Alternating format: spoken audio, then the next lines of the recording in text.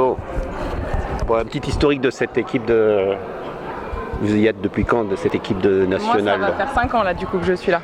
5 ans que je suis arrivé au Stade Montois. C'est la 5e saison, oui. 5e saison. Et Capitana, combien d'années? Depuis l'année dernière, milieu d'année dernière. D'accord, c'est tout neuf. Exactement. Donc là, le Stade Montois a évolué donc il y a 3 ans en National 2. Vous savez pourquoi? Donc vous y étiez il y a 5 ans, qu'est-ce qui s'est passé pour que ça descende? Un petit trou de génération, Oui, moins de renforts en dessous? Ouais, on a eu un trou de génération d'anciennes qui sont parties, de jeunes qui sont montés. Les cadets étaient un peu trop en niveau. Il y avait un gros écart exactement, donc le temps que ça se remette. Un peu de difficulté, un peu voilà. Tyros aussi. Oui, voilà, exactement. Les cadets qui sont en fait des U15. C'est ça, ouais, voilà. Ils ont été obligés de les faire monter au-dessus. Donc oui, ça va faire donc 3 ans qu'on reconstruit un peu l'équipe. Du coup, on a eu pas mal de changements de coach aussi, changement de génération, donc il a fallu un peu tout reconstruire. On a reconstruit pas mal l'année dernière.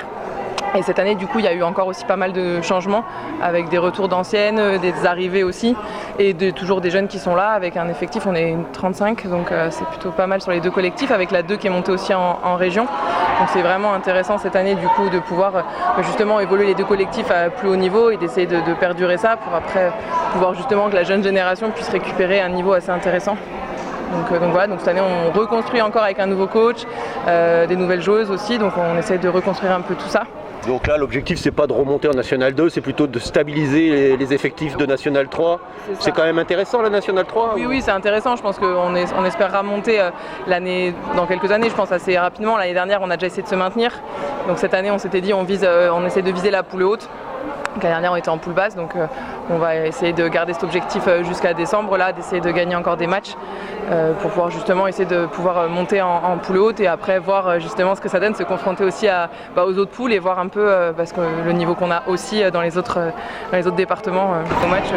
On va essayer de garder cet objectif de pouvoir être dans les 2 premières pour essayer de monter sur la poule haute, et sinon si on est en poule basse, le but ce sera de finir première ou en tout cas d'essayer de se battre maximum pour justement gagner les matchs au fur et à mesure et intégrer justement les jeunes pour qu'on puisse, quand les anciennes on va partir, pouvoir laisser la jeune génération avec une belle équipe et des armes aussi pour qu'elles se battent pleinement. Alors en tout cas celui-là, il n'est pas gagné, mais en même temps, il n'est pas perdu. Exactement. Vous n'étiez pas très bien embarqué, en tout cas, c'est un peu le même. C'est un peu le même déroulé que vos cadettes tout à l'heure. Oui, exactement. Vous menez de +3, et puis vous vous faites égaliser, et puis vous faites passer devant, 1 point, 2 points, vous remontez, c'est serré tout le match, ouais.